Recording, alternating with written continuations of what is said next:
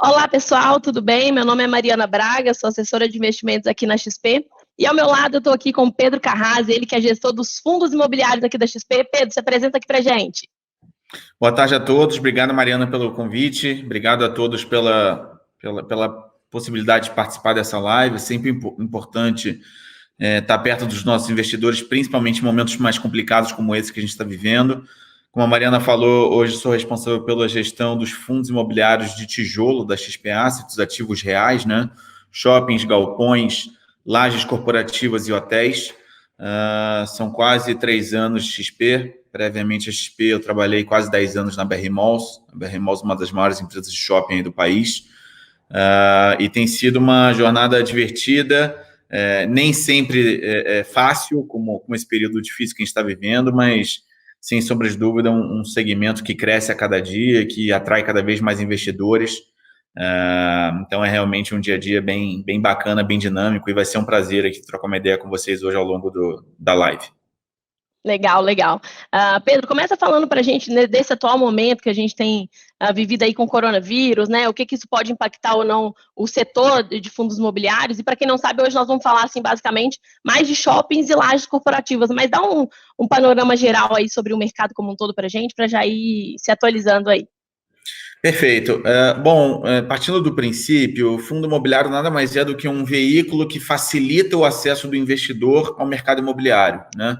Você, como investidor final, como eventualmente uma pessoa física, você até tem acesso a comprar um outro imóvel diretamente, eventualmente um apartamento, uma sala comercial num prédio ou coisa do tipo, mas dificilmente você vai ter chance alguma vez na vida de comprar uma participação num shopping, uma participação num galpão logístico, eventualmente comprar um hotel e por aí vai. Então, o fundo imobiliário nada mais é do que um veículo acessível para o investidor, onde ele pode comprar e vender a qualquer dia, qualquer hora, por meio do mercado secundário de bolsa. Aliás, essa é uma das grandes vantagens do fundo imobiliário, é a liquidez, onde você pode comprar e vender a qualquer hora, diferente de um imóvel diretamente, que você às vezes depende de 2, 3, 4, 5 meses de negociação até você conseguir comprar ou vender.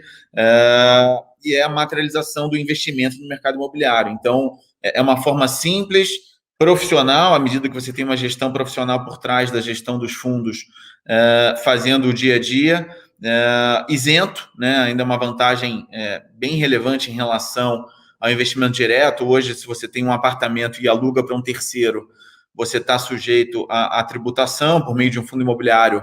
A parte do rendimento não, o rendimento é isento, o rendimento que o fundo paga mensalmente, a despeito de o ganho de capital com a cota ser tributado, o rendimento não é, né? Então, sim, sem dúvida, é um investimento que cresce dia após dia, ano após ano. Ano passado foi um ano especial para a indústria, a gente saiu de alguma coisa perto de 150 mil investidores de fundos imobiliários no início do ano, para um número superior a 500 mil em dezembro. Esse número já ultrapassa 750 mil agora em março. Então, a gente realmente continua estando, né, a despeito do coronavírus, a gente está bem animado com o crescimento da indústria. Sobre o corona, Mariana, assim, de forma bem simplista, eu sei que a gente vai aprofundar ao longo da conversa, mas só para dar uma introdução no assunto, sim, eu acho por favor. que não tem como a gente passar imune, é impossível, né? O coronavírus é um problema que começa na saúde, mas culmina na economia. Uma coisa está intimamente ligada à outra. A gente, sem sombra de dúvida, eu não sou especialista de saúde, não quero entrar nessa seara, porque o que mais surgiu nos últimos dias é a gente metida a ser especialista em saúde, que não é o caso. Mas eu acho que a saúde tem que ser prioridade, não tenha dúvida, mas é inegável também que na segunda derivada, no dia seguinte, a gente começa a afetar a economia, enfim, com essa quarentena total que tem ocorrido em boa parte do país e do mundo. E no final do dia, à medida que a economia diminui o ritmo e as coisas começam a ficar mais lentas, isso impacta o mercado imobiliário como um todo, não tenha dúvida. Alguns segmentos mais, outros segmentos menos. Hoje a gente vai falar de 2 segmentos aqui, que são shoppings e galpões, shoppings e lajes, desculpa, que sofrem em diferentes magnitudes, é fato, mas os dois sofrem. Então, é fato que o segmento de fundos imobiliários tem sofrido um pouco mais nos últimos dias, vai sofrer nas próximas semanas, à medida que a economia não retome em sua integralidade, mas não tenho dúvida que para um investimento de médio e longo prazo continua sendo uma baita oportunidade. Legal, legal. E assim, só para dar um panorama também para o pessoal com relação a shoppings e a lajes, né? Porque assim, para a gente que está aqui em São Paulo é muito fácil de identificar lajes corporativas, mas o pessoal que não está nos grandes centros, né, fica complicado entender o que é uma laje corporativa. É uma empresa, tem que ser de fato em escritório, como que é identificado assim, a questão desses prédios de laje corporativa? O que define ser uma laje corporativa? A gente, quando fala em laje corporativa, eu diria até que o escopo é um pouco mais amplo, o escopo dos fundos desse segmento. A gente pode comprar lajes corporativas, que são aquelas grandes áreas aí, a partir de 500, 600 mil metros quadrados, normalmente alugadas para uma única empresa. A gente pode comprar áreas de salas comerciais, que são salas menores, de 20, 30, 50, 60 metros quadrados. Muitas delas existem vários no mesmo andar de um prédio, alugadas para diversos prestadores de serviço, para diversos autônomos e diversos, enfim, segmentos da indústria, da economia, ou eventualmente até torres inteiras de uma única empresa. Então, eventualmente, você tem a sede da empresa X ou a sede da empresa Y. Isso também faz parte do segmento de lajes corporativas ou offices, né, em inglês, como a gente chama no mercado de real estate. Então, é tudo que tem a ver com a alocação de uma área para um ocupante que é uma empresa, ou um autônomo, ou um prestador de serviço, ou coisa do tipo. Esse é um fundo que tem tido muita receptividade nos últimos meses, esse segmento como um todo. A demanda por lajes corporativas, principalmente em algumas áreas específicas, tem sido muito grande, principalmente em São Paulo, né, que é um mercado que normalmente reage mais rápido depois das crises, é onde tem uma grande concentração do PIB nacional, então é um segmento que normalmente avança de forma mais rápida na retomada da economia, que a gente estava vivendo até então, até umas 2, 3 semanas atrás. Vamos ver como é que vai ser essa recuperação agora pós-coronavírus. Regiões da Faria Lima, por exemplo, Vila Olímpia, Paulista, são regiões super demandadas que hoje já contam com uma vacância bastante baixa. Pequena. E, de novo, não somente para lajes corporativas, aí, andares inteiros e corridos, mas também salas comerciais e prédios inteiros como sedes de empresas. Legal, legal. E vamos para uma pergunta polêmica aqui, que eu já vi várias pessoas perguntando. Pedro, eu achei legal um comentário de alguns especialistas, né? Qual que é o risco, em tese, de um fundo imobiliário quebrar? Alguns especialistas falam que o que faz, de fato, uma empresa quebrar é questão de dívida, e fundo imobiliário, em tese, não tem uma dívida ali, né, de custos fixos a serem tratadas mensalmente. Mas, assim, qual que é o risco de um fundo imobiliário quebrar? E o que você acha que essa crise pode afetar alguns fundos, ou se tem esse risco ou não tem esse risco?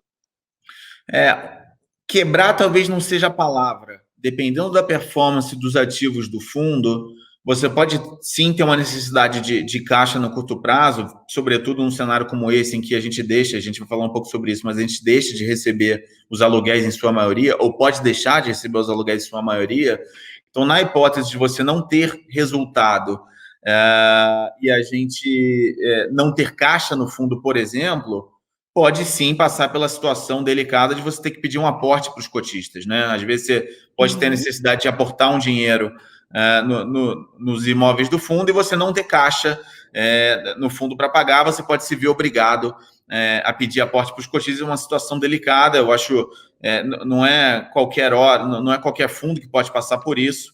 E a gente procura sempre nos fundos da XP Asset diversificar a carteira para não ter que passar por isso. Então, como é que você se defende numa situação como essa, de ter que eventualmente pedir um aporte para o cotista, ou eventualmente se ver obrigado a dissolver o fundo, liquidar o fundo, vendendo o ativo às pressas, fazendo uma amortização forçada, né, como a gente costuma dizer, fazer uma venda forçada do ativo, muitas vezes fora do preço de mercado. A gente costuma focar em diversificação, portanto, fundos grandes, fundos com mais de um ativo, 2, 3, 5, 10, quanto mais ativos, melhor. Você fica menos dependente daquele ativo específico ou daquele locatário específico, então fundos multiativos e multilocatários, e principalmente para fundos de tijolo, fundos de ativos reais, que é o caso desse que a gente está falando aqui, sempre trabalhar com uma gordura no caixa, né? Você nunca sabe que cenário que você pode viver, que situação que você pode passar.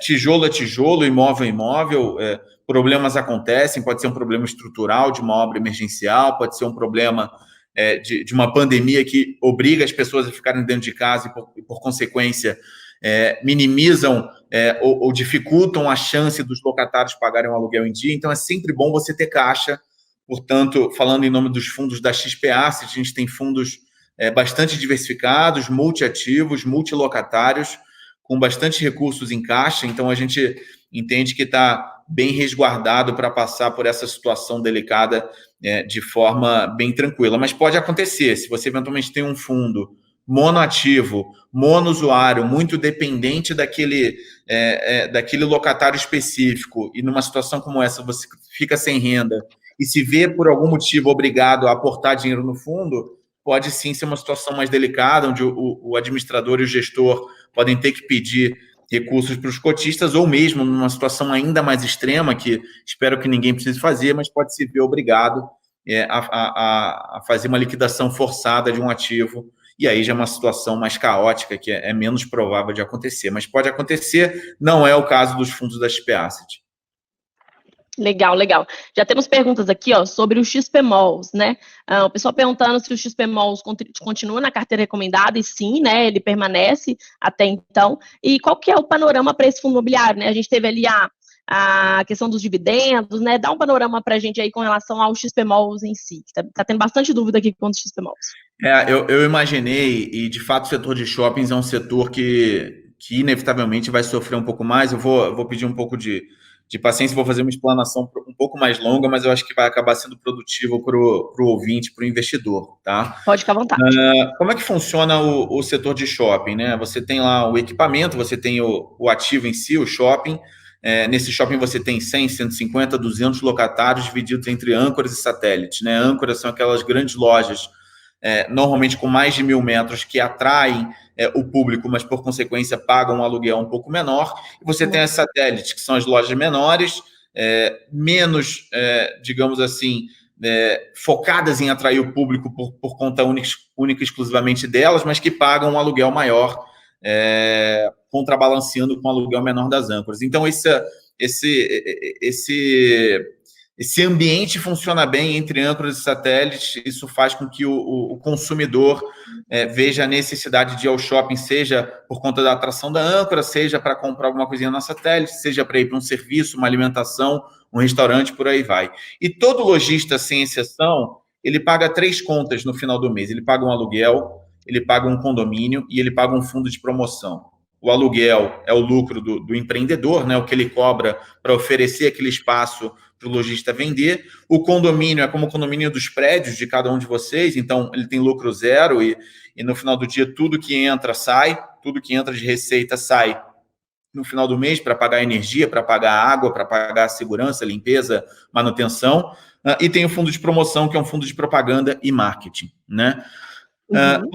O Brasil tem 577 shoppings, são mais de 100 mil lojistas Brasil afora, são mais de 3 milhões de pessoas empregadas direta e indiretamente. E toda essa crise que tem obrigado aí boa parte das pessoas a ficarem em casa tem causado muita preocupação, como não poderia deixar de ser diferente, né, em relação aos empregos dessas mais de 3 milhões de pessoas, especificamente no setor de shopping center. Então, tudo tem sido conversado, tudo que eu vou falar aqui é com base na data de hoje, dia 26 de março, porque isso tem mudado a cada dia, mas diariamente, a cada hora, eu diria, né?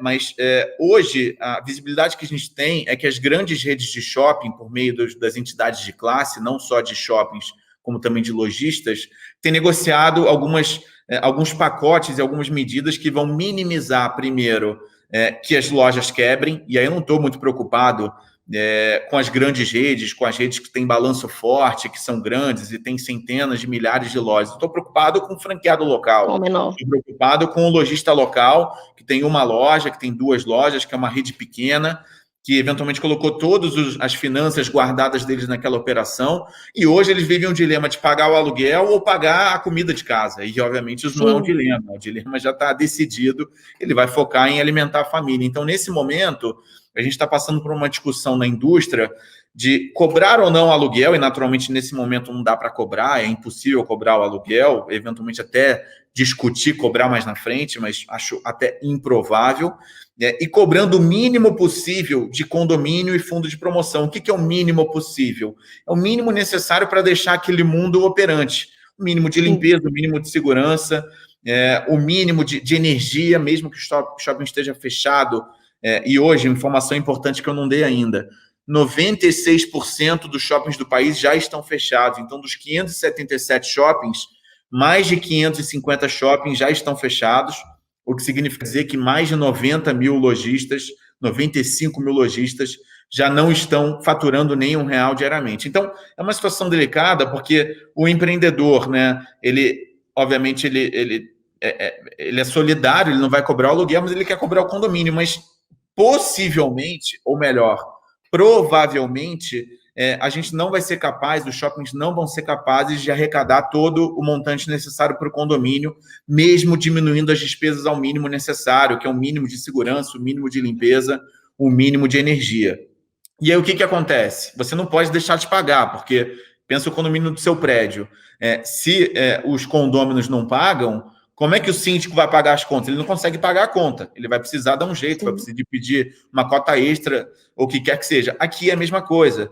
Se o shopping tem 100 lojistas e 20 não pagam o condomínio, o que a gente está sujeito a viver, porque tem muita gente, pequenos franqueados, pequenas lojas, eventualmente não vão ter dinheiro para pagar, porque elas não estão faturando, o empreendedor, que no caso são os fundos, as empresas de shopping e outros proprietários, vão ser obrigados a aportar esse condomínio, a diferença de condomínio, para que a gente tenha um mínimo de despesa, até porque a gente não pode abandonar o equipamento, tem que manter o equipamento limpo, seguro, tem que resguardar os estoques dos lojistas, a gente tem que estar preparado para abrir amanhã, se amanhã for sair um decreto mandando abrir. E aí o que vai acontecer? Resultado operacional negativo. O que é o resultado operacional negativo? É 0 de aluguel e aporte no condomínio. Então, se isso acontecer, e existe uma chance real disso acontecer por 1, 2 ou 3 meses, a depender do período dessa quarentena, porque mesmo não cobrando aluguel, não existe certeza de que você vai receber todo o condomínio, você vai ter resultado operacional negativo. Então, a gente tomou uma decisão difícil na semana passada, que foi o período em que a gente teve que anunciar o rendimento dos PMOLs, de por hora, temporariamente, não distribuir rendimento. Não significa dizer que a gente não vai pagar o rendimento. A gente tem uma obrigação por lei de pagar no mínimo uma vez por semestre, no final do semestre, no caso 30 de junho. Por hora, dentro da incerteza, a gente não sabe se essa quarentena vai durar mais 15 dias, mais um mês, mais 2 meses, não sabe se 90% vai pagar, se 50% vai pagar o condomínio, se 30% vai pagar.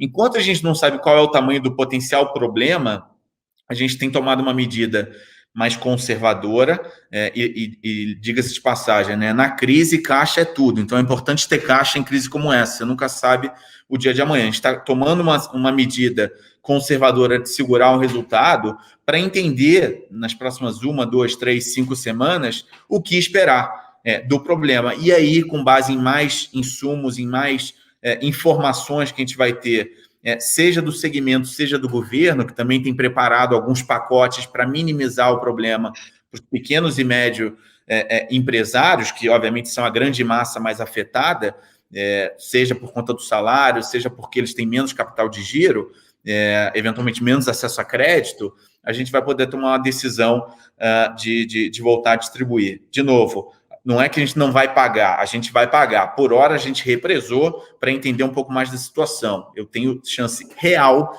de ter resultado operacional negativo nos próximos meses. Tão logo a gente entenda que a situação está mais controlada, seja em abril, em maio ou em junho, a gente volta ao normal, a gente vai comunicar o mercado normalmente. Então, fiz questão de fazer uma explanação mais longa, porque o setor de shopping, ele foi pego na veia. Shopping e hotel Sim. Foi pego na veia. A gente vai estar apanhando muito, vai apanhar muito nos próximos 1, 2 meses. Não quero causar alarme, não é para causar alarde aqui em ninguém. A gente tem continua tranquilo de que no médio e longo prazo são business perenes, são business rentáveis. Sempre lembrando, né? Fundo imobiliário é renda variável, está sujeito a oscilações, mas tem que ter um horizonte de investimento de longuíssimo prazo. Então, não estou aqui recomendando ninguém vender, não estou recomendando nada disso. Eu estou dizendo que nos próximos 1, 2 ou 3 meses a gente vai sim passar por um momento mais delicado, e todo momento delicado exige decisões um pouco mais tranquilas e um pouco mais conservadoras. Legal, legal. E continuando nesse assunto também do XPMOLs, né? Ele foi uma cota, um fundo que chegou uma cota em tese um pouco esticada, né? Chegou a bater 147, se eu não me engano. E para esse investidor que chegou a 147, está pegando toda essa correção dessa crise do coronavírus, o que você tem para passar para ele? Porque, assim, que a equipe de gestão é competente, isso a gente sabe, mas dá um frio na barriga para esse investidor que entrou na cota bem alta, né? Tem expectativa, assim, de quanto tempo, igual nessas reuniões que vocês fazem diariamente, para abertura? Não tem, né? Você falou que diariamente muda, né? Mas para esse cara que entrou a R$147 a cota do XPMOLs, o que você tem para falar para esse cotista? Eu vou começar explicando um pouquinho do que esperar para o business e na sequência eu falo um pouquinho da cota, tá? Porque essa é uma ciência pouco exata, né? É basicamente um efeito de oferta e demanda no mercado secundário, mas pouco exata no sentido de você nunca saber qual vai ser a oferta ou a demanda de compra ou de venda. Mas no final do dia, a gente espera, sim, um impacto na indústria, mesmo depois da reabertura dos shoppings. Isso é, infelizmente, inevitável, tá? A gente, principalmente pequenos e microempresários, vão sofrer um pouco mais. Infelizmente, alguns deles podem não passar por essa crise. Então, isso pode, eventualmente, significar um aumento gradual do nível de descontos que os proprietários vão ter que dar nos aluguéis. Isso pode significar, eventualmente, um aumento gradual do nível de inadimplência que a gente vai ter nos vencimentos dos aluguéis. Isso pode significar, eventualmente, um aumento da vacância, né? Que é um aumento das lojas vagas dos empreendimentos. Não acho que, pelo menos a princípio, dentro do que a gente consegue enxergar, não acho que vai dar um repique muito alto, mas alguma coisa a gente pode sentir. Então, a minha percepção, com base no nível de informação que a gente tem hoje, é que a gente volta a entregar um resultado operacional positivo nos níveis pré-crise daqui uns 6 a 18 meses, nesse range, ou seja, ao longo de 2021. O que eu quero dizer? Provavelmente, ao longo de 2021, a gente volta a ter um nível de distribuição, ou talvez até um pouco antes, tá, gente? Eu estou sendo um pouco conservador, mas entre o final de 20 e o início de 21, a gente pode voltar a ter um nível de rendimento, um nível de aluguel e um nível de rendimento mais próximo daqueles entregues pré-crise. E por que não imaginar que a cota pode sim voltar para esse patamar nesse momento? E por quê, né? O que justifica a cota voltar para esse patamar? É simples assim. Qual que é o custo de oportunidade do investidor hoje, né? De forma simplista. O investidor pode tomar a decisão de comprar um fundo imobiliário ou, eventualmente, comprar uma renda fixa. Eu não estou comparando o fundo imobiliário com a renda fixa, até porque o fundo imobiliário é renda variável, ele tem mais risco, é um investimento de longo prazo, mas ele tem o custo de oportunidade na renda fixa. Ele está ganhando hoje 3,75% ao ano bruto de imposto na renda fixa. Em contrapartida, o XPMOLs, quando bateu 147, para pegar o teu exemplo, Mariana, ele estava distribuindo mais ou menos 5% ao ano isento de imposto. Então, eu estou comparando 5% isento contra 3,75% bruto de imposto. Então, nesse momento, parece fazer sentido ter comprador na cota a 147, porque ainda assim, o cara que compra a cota a 147 está ganhando um rendimento, um yield bem melhor do que a renda fixa. Ora, as cotas caíram 30%, 40%, 50%, estão negociando com um deságio de 30%, 40% em relação ao valor patrimonial. É uma baita oportunidade. De novo, acho que é delicado você falar em não vende ou compra, porque numa situação como essa, que é uma pandemia, muita gente pode eventualmente estar até precisando do dinheiro. Então, é delicado você fazer uma recomendação muito firme e muito forte. Mas para aqueles que têm uma reserva de capital com viés de longo prazo, não vão precisar do dinheiro nos próximos 1, 2 ou 3 anos, não tem momento melhor para comprar, que deve ser tudo que está sendo falado aqui ao longo desse dia, dessa super live. A gente está tendo a oportunidade de comprar um fundo como o XPMOLs, que eu já vou falar um pouquinho mais disso, mas comprar um fundo com excelentes ativos, com yield de 8, com yield de 8,5, contra uma Selic de 3,75. Então você está me dizendo que o yield é 8,5 no mês que vem. Não, não é isso. Mês que vem, daqui 1, 2, 3 meses, a gente pode sofrer um pouco mais. Eventualmente vai distribuir 0. Mas daqui 1, 2 ou 3 anos, vai ter a chance de comprar um yield de 8,5 com upside de economia, com upside de PIB, no horizonte de longo prazo, contra uma Selic de 3,75. O XPMOLs tem 12 shoppings e mais um em construção. São 13 empreendimentos no total. 7 em São Paulo. Vários shoppings renomados e conhecidos com uma performance histórica super positiva. Cidade Jardim, Catarina Fashion Outlet, Cidade de São Paulo, Plaza Sul e por aí vai. Internacional Guarulhos, dentre outros. O shopping está lá, o shopping não fechou em definitivo, o shopping não foi demolido, o shopping não acabou, o dinheiro não acabou, as pessoas estão no meio de uma crise, a gente está no meio de uma crise. Daqui 1, 2, 3 meses vai normalizar, e vai voltar a ter venda, vai voltar a ter aluguel, e você está comprando hoje com deságio de 30%, 40% em relação ao que vale, que é o valor patrimonial daquele empreendimento, ou daqueles empreendimentos. Então, para aquele cotista que tem a oportunidade de comprar hoje, é uma baita oportunidade. Para aquele que comprou a 147, fica calmo, fica tranquilo, não é momento para panicar. De novo, é difícil dizer, porque eventualmente as pessoas podem estar precisando de dinheiro para colocar comida em casa, então é delicado falar numa situação como essa, mas para aqueles que não precisam do dinheiro por hora, fica tranquilo. Eu tenho uma carteira bastante extensa de fundo imobiliário também, eu não vendi absolutamente nenhum real, é investimento de longo prazo, vai voltar, os fundamentos estão lá, imóvel não deixa de ser um investimento resiliente no longo prazo, não está imune, é óbvio que não está imune, mas fiquem tranquilos. Eu acho que depois da tormenta, como outras crises pelas quais a gente já passou, a gente vai voltar a viver um período um pouco mais calmo novamente e de crescimento. É isso que a gente espera. Legal. Inclusive, você já até respondeu a pergunta do Evandro, que fez uma pergunta aqui no YouTube. O Evandro falou o seguinte, está no momento bom ou não para comprar novas cotas? E você já acabou de responder, né? Os fundamentos são bons, os shoppings continuam lá, as lajes continuam lá, e faz total sentido investir para longo prazo, né?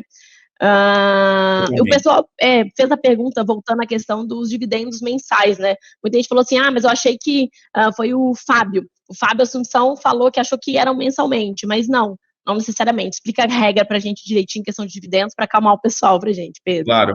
A regra é, no mínimo, uma vez por semestre, 95% do resultado gerado tem que ser distribuído. Isso é lei, todos os fundos têm que seguir. Por uma prática de governança, Fábio, por uma boa prática da indústria, os fundos, em sua grande maioria esmagadora, procuram fazer distribuições mensais, e os nossos fundos não são diferentes. Mas a lei nos obriga a fazer semestralmente. Não é que a gente não distribuiu agora no mês porque a gente quis, a gente tem um cenário perverso pela frente, a gente tem um cenário turvo, a gente não sabe o que esperar. Como eu falei há pouco, a gente tem uma chance real de eventualmente ter que aportar nos shoppings nos próximos 1, 2 ou 3 meses.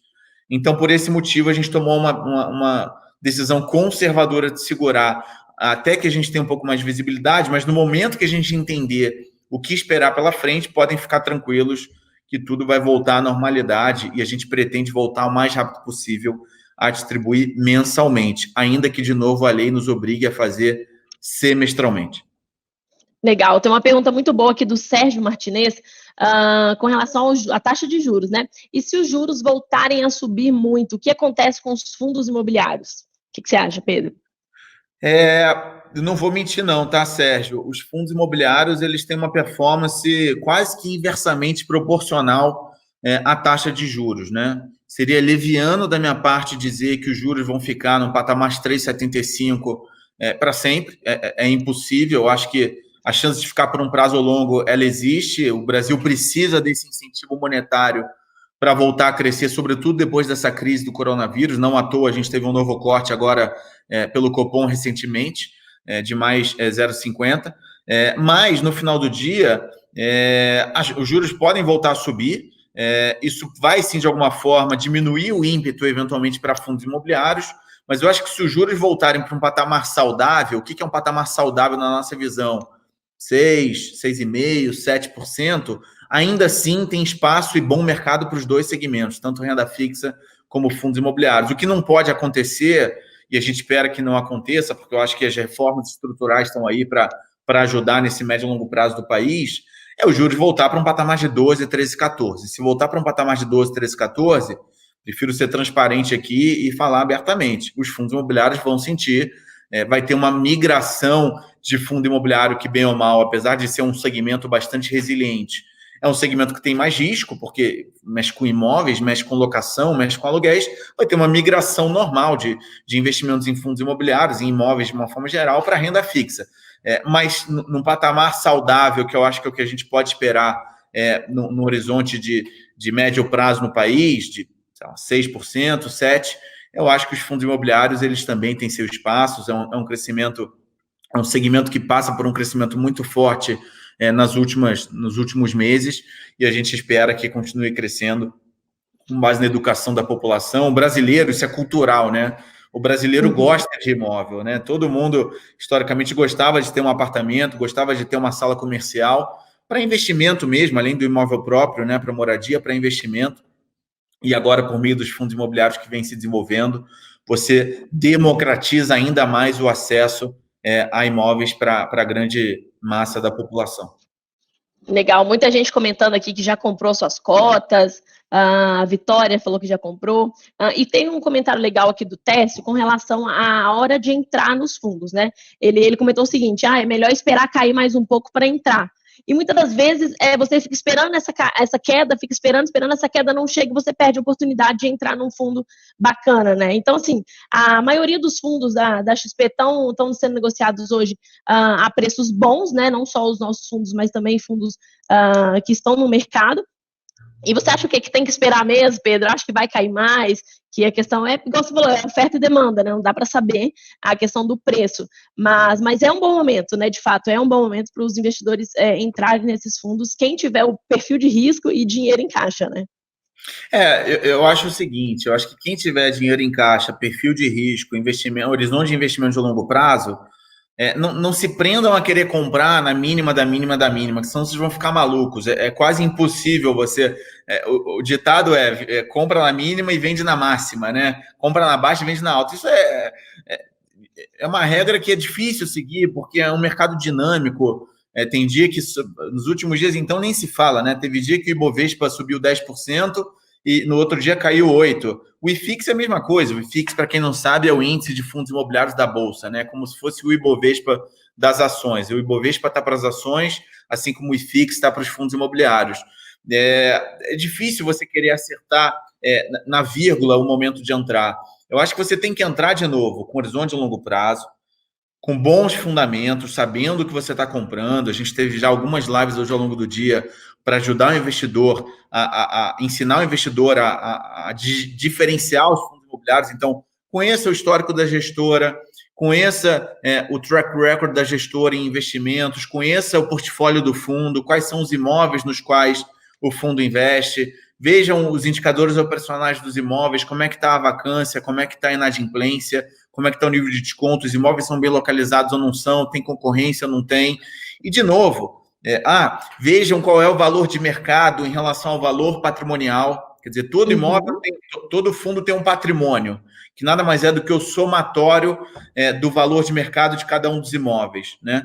Se você está comprando a cota por um valor de mercado abaixo do valor patrimonial, não tem muito erro de que no médio e longo prazo você vai ganhar dinheiro, porque a ordem natural das coisas é que no médio e longo prazo o valor de mercado se aproxime do valor patrimonial ou até supere o valor patrimonial. É lógico que numa crise o mercado secundário joga contra, né? Porque numa crise rola uma correria, uma histeria, um pânico no mercado secundário, onde as pessoas vão vendendo as cotas a qualquer preço, a qualquer custo. De novo, não é uma crítica, porque muita gente pode eventualmente até depender do dinheiro, mas muitas vezes o preço no secundário que sofreu por uma correria, por um pânico, não reflete os fundamentos, não reflete o patrimônio. Então, olha o histórico da gestora, olha o nível dos ativos do fundo, a qualidade, a localização, o valor patrimonial. E se tudo isso levar a entender que no médio e longo prazo aquele fundo tem crescimento, tem upside, compra. Não se preocupe em não ter comprado na mínima, porque é muito difícil, senão vai todo mundo enlouquecer. Compra, espera, senta em cima, espera mais 1, 2, 3 anos. Eu não tenho dúvida que no médio e longo prazo vocês não vão se arrepender. Eu acho que, de novo, é importante falar que o horizonte é longo prazo. Ninguém está falando para colocar 100% da carteira em fundo imobiliário. A carteira precisa ser balanceada, precisa ser diversificada. E comprem fundos diversificados. Evitem comprar fundos de um único imóvel ou concentrar todo o investimento em fundo imobiliário num único fundo. Diversifiquem a carteira entre fundos e entre imóveis. É a recomendação que a gente poderia fazer. Legal, legal. E para quem não sabe como fazer essa diversificação pessoal, nós temos a nossa carteira recomendada aqui na XP também, né? Que é feito pelo nosso time de análise. Tem todos os setores detalhados, inclusive o XPMOL, que é um fundo que a gente tem falado bastante, que está tendo bastante pergunta, está na carteira recomendada ainda, tá, pessoal? Mas, Pedro, tem uma pergunta muito legal aqui do Danilo. A pergunta é a seguinte: com relação aos fundos de lajes corporativas, qual o potencial de algumas empresas adotarem o home office depois dessa crise e ser definitivo? Você acha que isso é um risco que os fundos de laje corporativa podem correr nesse período aqui, agora que a gente está vivendo de crise?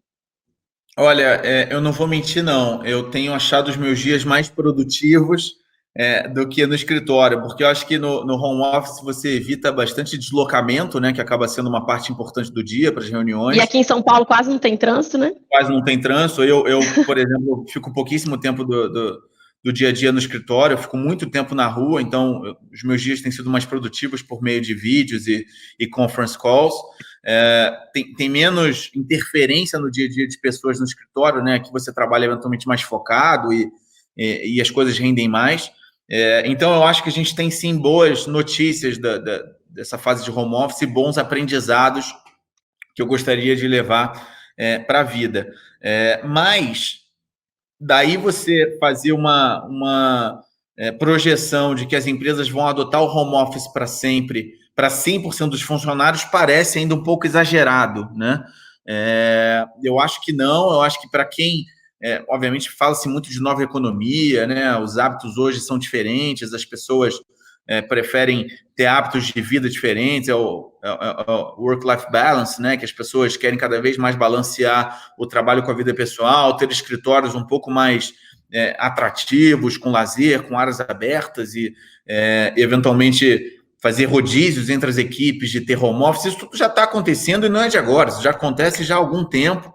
A gente já viu várias empresas atuando nesse segmento. Nós mesmos, no nosso fundo de lajes, que é o XP Properties, a gente tem 2 imóveis em São Paulo. Um é o módulo Rebouças, em Pinheiros, e o outro é o Box 298, em Vila Madalena, que são 2 prédios super diferentes, com pé direito elevado, claraboia, iluminação natural, áreas de paisagismo, áreas de bastante verde, rooftop para a turma tomar um chopp, fazer um churrasco. Então, isso já é uma tendência.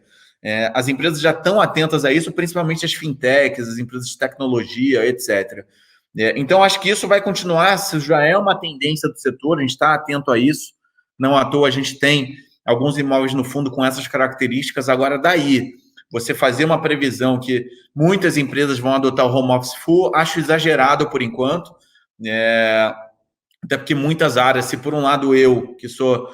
Pegando o meu dia a dia, tá, pessoal, como exemplo, eu sou uma pessoa que estou muito tempo fora do escritório, eu faço muita reunião externa, seja para captar dinheiro, seja para comprar algum ativo, seja para me apresentar para algum corretor ou alguma empresa de real estate. Mas muita gente precisa do escritório, né? Áreas mais de back-office, áreas de tecnologia, áreas de TI. Então, é difícil você imaginar que as empresas vão adotar isso em definitivo. Então, por hora, a gente não imagina que vai ter uma mudança tão drástica de um dia para a noite para as mudanças das empresas, tá? Dos hábitos das empresas. Legal, legal. O Daniel falou que foi recomendado a ele investir em fundo imobiliário antes da crise, né, antes de começar esses impactos, e ele acabou não comprando, mas ele quer saber se agora é um bom momento. E foi o que você falou, né, Pedro? É um bom momento. Assim, antes já era um bom momento, porque a gente está falando do fundamento, né? Não é só de preço, mas sim do fundamento e do longo prazo. Então, agora, mais do que nunca, é um bom momento, né? Para comprar. Não tenho dúvida, Daniel. Se você tiver um pedaço do teu patrimônio focado no longo prazo, e se você gosta de imóvel, gosta dos fundamentos do mercado imobiliário, melhor momento não há. Na verdade, até houve, na verdade, né? 2, 3 dias atrás, as cotas estavam 10, 15% ainda mais depreciadas. O mercado já deu uma boa reagida ao longo dos últimos 2 dias. Mas eu ainda acho que é um bom momento. A sugestão e a recomendação que eu faço em dias como esses que a gente está vivendo, onde a volatilidade é muito grande, a gente está vivendo um carrossel de emoções, né? Todo dia, toda hora tem informações novas, não só do Brasil como do mundo. Vai comprando aos poucos, vai fazendo um preço médio, assim você não fica com dor de cotovelo de ter comprado só na alta ou ter perdido a baixa. Vai comprando aos poucos, vai montando sua carteira aos poucos, todo dia compra um pouquinho, e aí ao longo de 1, 2 ou 3 semanas você vai ter montado a posição que você quer, tendo feito um preço médio e sem ter sofrido de não ter comprado no mínimo ou ter comprado no máximo, coisa do tipo. Isso é muito legal, porque muita gente falou que entrou há mais tempo e está com medo de aportar. E é legal essa questão do preço médio, né? Você ir comprando as cotas aos poucos, você vai ajustando o preço e no final faz total sentido. O Fábio perguntou onde está a nossa carteira recomendada. Fábio, na nossa página de conteúdos da XP. Você vai em conteúdos.xpi.com.br e tem lá a opção de fundos imobiliários. É bem legal, tá? Você vai gostar, tem todos os relatórios, tudo com relação aos fundos, tá bom? O pessoal está pedindo para a gente comentar sobre outros setores, mas eu acho legal porque, como o Pedro está aqui, né, gente, não é toda hora que a gente tem um Pedro aqui para falar para a gente. O pessoal está perguntando sobre XPlog e XP Macaé. São dois fundos que surgiu algumas perguntas aqui. Dá um panorama rapidinho sobre esses dois fundos. Eu, particularmente, gosto muito do XPlog. É um fundo assim, que os clientes aderem bastante. Dá um panorama para a gente sobre esses dois fundos, por favor, Pedro. Perfeito. O XPlog é um fundo de galpões logísticos, né? É o nosso fundo de galpões logísticos, é um fundo que a gente gosta muito também. São hoje 640 mil metros quadrados de área alocável Brasil afora no fundo, metade dela mais ou menos no Sudeste, um terço no Nordeste e o restante no Sul do país. Não vou mentir, é um segmento também que não vai passar imune por essa crise. É um segmento, sim, mais resiliente, não vai sofrer tanto quanto shoppings, não vai sofrer tanto quanto hotéis, mas é um segmento que, infelizmente, não vai passar imune, porque essa crise está afetando a cadeia produtiva como um todo, né? Eu li no jornal até anteontem, já começamos a ver alguns caminhoneiros com dificuldade de cruzar fronteiras interestaduais, com essa quarentena aí, com esse lockdown em alguns municípios, em alguns estados.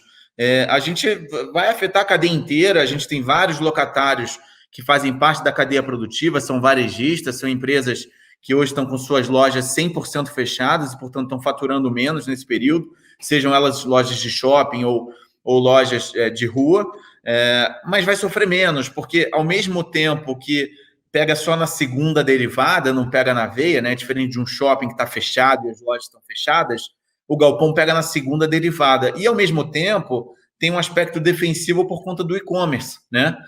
As pessoas estão em casa, as pessoas não deixam de consumir e tem cada vez mais feito compras pelo e-commerce. Isso tem fomentado o desenvolvimento da indústria de e-commerce no país, que depende 100% do segmento de galpões logísticos, porque o e-commerce depende de grandes centros de distribuição perto dos centros urbanos para fazer a distribuição no menor prazo possível, com a maior qualidade possível. Nós, como consumidores, estamos cada vez mais exigentes quanto ao nível de entrega, né, das compras que a gente faz pela internet. Então, cada vez mais as grandes empresas estão focadas no que a gente chama de last mile. O que é o last mile? É a última milha, né?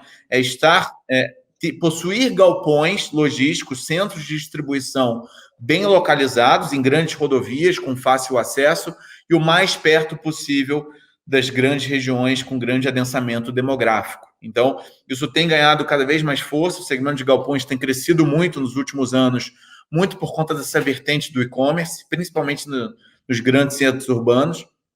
E, de alguma forma, se dá para a gente tirar alguma vantagem ou alguma lição positiva dessa quarentena, é o fato de que as pessoas estão consumindo cada vez mais pela internet, e isso favorece bastante o segmento de galpões. Então, o XPlog é um fundo que talvez sinta alguma coisinha nos próximos 1 ou 2 meses, muito por conta de eventual dificuldade que alguns locatários podem vir a ter para pagar o aluguel, por conta de todo o contexto, afetou a cadeia produtiva como um todo, mas mesmo assim a gente acha que sofre bem menos do que outros segmentos como shopping e hotéis, por exemplo. O fundo ele tem uma carteira bastante boa, com ótimo risco de crédito. A gente tem locatários como Renner, como Via Varejo, como GPA, como Leroy Merlin, FedEx, Panasonic, Seara, Aurora. Então são locatários de ótimo risco de crédito. Então a gente não imagina que vai ter um problema maior, não. A gente acha que vai ser só uma questão de adequar daqui uns 2 ou 3 meses. O XP Macaé, só para contextualizar o que é o XP Macaé, né? XP Macaé é um fundo de 2013, é um fundo monoativo, é um fundo que tem um único ativo em sua carteira, que é um prédio corporativo em Macaé. Tem um único locatário, um único inquilino, que é a Petrobras. Esse foi um fundo que foi criado para fazer um contrato atípico, um build to suit com a Petrobras. Para quem não sabe, um build to suit quando você constrói um prédio nos moldes do locatário, nos moldes que o locatário quer, e em contrapartida, o locatário se prontifica a pagar um aluguel pré-estabelecido durante um período longo e definido. E assim, gente, só um parênteses aqui, é tudo que a gente não quer fazer hoje, tá? Por isso que é um fundo que eu digo, é de 2013, é um esqueleto do passado. Tudo que tem a ver com fundo monoativo, monoinquilino, tome muito cuidado, porque o risco é muito grande. E o Macaé é um exemplo vivo disso. Era um fundo super resiliente, um fundo, de novo, monoativo, monoinquilino, cujo locatário é ótimo, que é a Petrobras, até que um dia, há alguns meses atrás, a Petrobras anunciou que vai sair do prédio. Baita problema, né? A gente vai ter uma baita de uma multa que a Petrobras vai pagar, mas o prédio vai ficar 100% vago. O que eu faço com um prédio 100% vago em Macaé? É um dilema, é um problema, um problemaço. Não é trivial. Macaé é uma cidade extremamente dependente do setor de óleo e gás, uma cidade que já teve tempos áureos há uns 4, 5 anos, quando a cidade respirava petróleo e o petróleo estava na crista da onda, e a gente, obviamente, tinha uma demanda grande por espaços corporativos em Macaé. Foi justamente nesse momento que a Petrobras fez esse contrato atípico com o fundo, mas agora a grande verdade temos um problema, não adianta a gente mentir. A gente na gestão tem diligenciado muito para esse fundo. Eu tenho acompanhado esse assunto de perto pessoalmente. A gente contratou uma grande consultoria do mercado imobiliário, inclusive mundial, para nos ajudar a fazer um diagnóstico detalhado da região. A gente já fez esse diagnóstico, tem trabalhado muito em prospectar novos locatários. A previsão de desocupação da Petrobras é dezembro de 2020, ou seja, no final desse ano. O prédio vai ficar vago e a gente tem que fazer de tudo para conseguir alugar o prédio o mais rápido possível. Não vai ser trivial, não adianta a gente ser leviano, não adianta mentir, né? A gente não está jogando a toalha, mas neste momento, com toda a crise que o setor de óleo e gás está passando, vide agora as últimas decisões aí em relação ao preço do petróleo, etc., não é trivial. Não é trivial, não é qualquer empresa que tem demanda por ocupar um espaço em Macaé. São quase 18 mil metros de área locável em Macaé, e é um problemão, não vou mentir. O fundo sofreu uma queda bem relevante no mercado secundário desde o anúncio dessa decisão da Petrobras, e agora a gente vai ter que achar uma solução nos próximos meses e daqui para frente para resolver esse problema que de fato existe, infelizmente. Não, mas o importante é que também a equipe de gestão está de olho, está correndo atrás. Acho que é isso que acalma um pouco os cotistas. O Alexandre falou que a gente está pulando a pergunta dele. Alexandre, eu não achei a sua pergunta, tentei voltar aqui. Se você puder, manda para a gente de novo aqui no YouTube, que a gente vai ter o maior prazer em responder. Tá bom? Voltando ao assunto de shopping, tem muita gente falando ainda. Você estima mais ou menos, Pedro, quanto que seria a vacância, se tiver, né, dos fundos do XPMOLs, quanto que vocês estão prevendo aí de vacância desses fundos de shoppings? Quantos por cento mais ou menos? Hoje a vacância dos XPMOLs é uma vacância da ordem de 4%, uma vacância super saudável, tá? Eu diria que uma vacância de 3, 4% é uma vacância normal no setor de shopping, porque sempre vai ter um giro normal de lojistas, né? O XPMOLs, por exemplo, é um fundo que tem mais de 1.500 locatários. Então, é muito normal e muito comum, shopping a shopping, você ter saída e entrada de novos lojistas mês a mês, semana a semana. Então, a vacância hoje que não preocupa. Projetar a vacância daqui para frente é uma missão tanto quanto desafiadora com o nível de informação que a gente tem hoje. Acho que tudo vai depender do prazo com que essa quarentena vai durar e os shoppings se mantiverem fechados, com que as pessoas continuarem em casa, né? De novo, eu tenho uma preocupação enorme com os pequenos e microempresários. Eu não estou aqui dando nome aos bois, eu não estou muito preocupado com a saúde financeira da Renner, ou da Riachuelo, ou da C&A, ou das grandes redes varejistas, porque as pessoas essas empresas vão passar ilesas, elas vão conseguir suportar 2, 3, 4 meses de crise. O problema é o pequeno franqueado lá da cidade do interior, de não sei aonde, que eventualmente colocou todas as economias dele naquela loja, está hoje faturando zero, está tendo que pagar salário, está tendo que pagar imposto, está tendo que manter um nível de estoque razoável para reabrir em algum momento, quando possível for. Então, a grande preocupação é, quanto mais longa for essa quarentena, mais longo for o lockdown das cidades, mais grave pode ser a situação, porque mais lojistas, infelizmente, podem vir a quebrar e maior pode ser a vacância. Eu não acho que é motivo ainda para pânico, não acho que a vacância vai dar um salto de 4 para 10, para 15, não é isso que eu estou falando, mas algum salto a gente pode ter sim, de 4 para 5, 6, 7, vai depender muito do prazo em que esse problema perdurar. Não significa dizer que a gente não vai recuperar. É importante dizer que a roda vai girar, o varejo vai se recuperar, as vendas vão voltar aos poucos. Muito tem se falado que essa crise pode ser uma crise em V, ou seja, a queda ela é muito forte e muito rápida, mas depois a recuperação também Sobe pode ser direto. muito forte e muito rápido. Então vamos esperar. Eu acho que 2020, a mensagem é 2020 vai sim ser um ano mais complicado, não há dúvida, não adianta mentir, mas 2021 tem tudo para ser um ano melhor, não só para o país, mas também para o setor de shopping center. Legal. O pessoal está perguntando, algumas perguntas aqui do aplicativo. Qual que é o mínimo para se investir em um fundo imobiliário? O mínimo é o valor de uma cota, né? E vale lembrar que aqui na XP é zero corretagem para fundos imobiliários, então, assim, pode comprar que não vai ter nenhum custo adicional de corretagem, de custódia, nem nada disso. E para a gente tentar encerrar um pouco a nossa live, assim, eu acho que ainda tem alguns minutinhos, mas o pessoal está pedindo um panorama do XPPR. O pessoal está assim, fala do XPPR, fala mais. Então, fala um pouquinho para a gente, que já tem umas 4 perguntas aqui, mais ou menos, ó. Foi o Roberto... aliás, tudo foi o Roberto mandou mais vezes. Foi todos do Roberto. Lá. XPPR é o nosso fundo de lajes corporativas.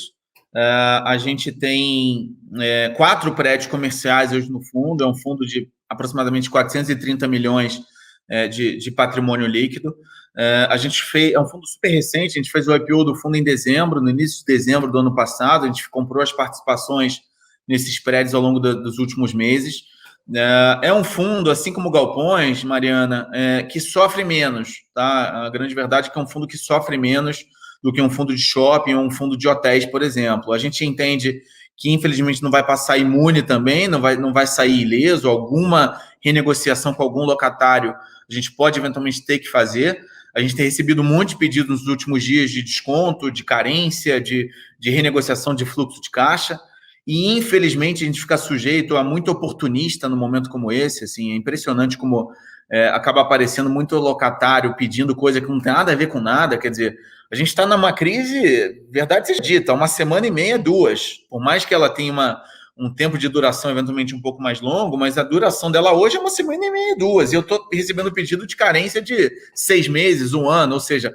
É um pouco de oportunismo que a gente está um pouco acostumado e o que eu posso dizer sobre o XPPR é que a gente está mantendo o pulso firme, a gente não está cedendo, a gente está entendendo caso a caso, obviamente cada caso é um caso, tem que entender qual é o segmento no qual aquele locatário está inserido, qual é o segmento no qual aquela empresa está inserida, qual é a perspectiva de problema daqui 1, 2 ou 3 meses, e a gente, a princípio, vai fazer uma gestão ali de locação bastante dura nos próximos meses para evitar o menor impacto possível ao longo das próximas distribuições. Agora, passa longe da cabeça ter que tomar uma decisão de, eventualmente, não distribuir rendimento, como é o caso dos PMOLs, e a gente entende que pode, sim, ter algum impacto de curto prazo, como alguma inadimplência, alguma renegociação, mas nada que nos tire o sono no médio e longo prazo. Tá? Hoje o fundo tem bons locatários, a gente tem WeWork, tem Cielo, tem Qualicorp, tem Nubank, para citar alguns, então a gente também tem bons riscos de crédito e, portanto, a gente acha que não vai ter grandes problemas no XPPR, não. Legal. E para a gente, tem muita gente perguntando de alguns outros fundos, Quasaragro, alguns outros fundos. Na verdade, estou concentrando aqui as perguntas mais da XP Asset mesmo, mas com relação para a gente finalizar assim, o panorama assim, de questão de fundos imobiliários mesmo. Muita gente tinha medo por conta de alguns problemas que já tiveram em outros fundos, até mesmo alguns cotistas que eram do XP Macaé, mas assim, fundo imobiliário é um setor que vai crescer bastante, né, por conta da nossa taxa de juros, que a gente acredita que vai manter por um longo período baixa. Então, assim, dá só uma questão de otimismo aí mesmo para o setor, para os nossos investidores, que a gente está finalizando já a nossa live. Acho que é isso, porque tem muita gente com medo, mas é focar mesmo no longo prazo e entender a questão como um todo, né, Pedro? Gente, eu acho que no final do dia tem que estar todo mundo muito tranquilo que por trás do fundo imobiliário tem lastro, né? Tem imóvel, tem tijolo, tem crédito, tem papel, tem ativo, né? Tem patrimônio. Eu acho que a palavra é patrimônio. Então, no final do dia, é lógico, como todo veículo de renda variável, como uma ação, um fundo imobiliário, você fica sujeito a oscilações. É um mercado que responde muito rápido às crises, né? Então, você vê as quedas nas últimas semanas foram muito bruscas e muito rápidas. Isso é algo que faz parte do produto, é um produto de renda variável, então tem que ter um pouco de cuidado na hora de comprar. Muita gente compra fundo imobiliário achando que é renda fixa, porque tem uma parcela de rendimento. Não é renda fixa. Tem uma parcela de rendimento, sim, que traz uma certa previsibilidade de fluxo de caixa, mas não é renda fixa. Então tem que tomar cuidado. Para aqueles que têm, de novo, vou repetir mais uma vez, um horizonte de longo prazo, fiquem tranquilos, é um bom investimento. Imóvel é um segmento super importante para a economia mundial, vai continuar existindo sempre vai ter locador e locatário, então sempre vai ter mercado para fundos imobiliários. Aproveitem o momento para aqueles que têm uma economia de longo prazo, invistam, compram, façam um preço médio, é o momento sim, daqui 1, 2 ou 3 anos vocês vão ter certeza que o investimento fez sentido e que faz parte da diversificação da carteira de vocês, ter uma parcela também em imóvel ou em fundo imobiliário. Com a certeza de que o fundo imobiliário traz algumas vantagens, né? A liquidez, como eu falei, a isenção tributária na distribuição do rendimento, a diversificação. Como você falou, Mariana, com R$100, você compra, no caso dos SPMOLs, 1.500 locatários, com R$100. Com, sei lá, R$1 milhão, que é um preço de um apartamento, em São Paulo, você pode montar uma carteira de 10 fundos imobiliários com mais de 5 mil locatários. Então, quer dizer, o que você prefere? Ter um locatário no teu apartamento que você aluga ou ter 5 mil locatários por meio de vários fundos imobiliários? Você está diversificando o risco, está diversificando o risco de vacância, de inadimplência, de desconto e por aí vai. Então, acho que não deixa de ser um bom investimento, mas, de novo, com horizonte de longo prazo. Legal, legal. Então, assim, pessoal, o que a gente pode tirar dessa live, né? Quem teve dúvidas de XPMOL, XPPR, XPlog, XP Macaé, o Pedro tirou todas as nossas dúvidas aqui. E uma coisa que eu acho muito legal de falar, Pedro, que eu falo muito para os meus clientes, né? Se hoje uma pessoa, você quer vender a sua casa vale 100 mil. Se um comprador chega para você e fala que vai pagar 50 mil, você não vai vender essa casa, né? Porque você sabe do valor que tem por trás dela. E é a mesma coisa com as cotas, principalmente de fundos imobiliários, que a gente pode ver que tem um imóvel por trás. Então, pessoal, é isso. Manter a calma, focar no longo prazo, fazer o preço médio, foi o que o Pedro falou, que é comprando aos pouquinhos, né? E fundo imobiliário, eu acredito que seja uma das bolas das vezes aí do nosso mercado atual. Tá bom? Mais alguma coisa, Pedro? Não, só isso. Queria mais uma vez agradecer a oportunidade, não só de vocês, como de todo mundo que está nos ouvindo. Manter os canais de RI da XP Asset 100% abertos para dúvidas de investidores. A gente adora estar perto dos nossos investidores, portanto, para aqueles que tiverem novas dúvidas, contem sempre com a gente e a gente fica à disposição para novos eventos. Foi um prazer e muito obrigado. Obrigada a você, Pedro. É um grande prazer para a gente ter você aqui na Assessoria Live. E, pessoal, muito obrigada por mais essa Assessoria Live. Agora teremos o nosso querido Murilo, que é um dos melhores assessores aqui da Assessoria Live. Então, muito obrigado, um grande abraço e até a próxima.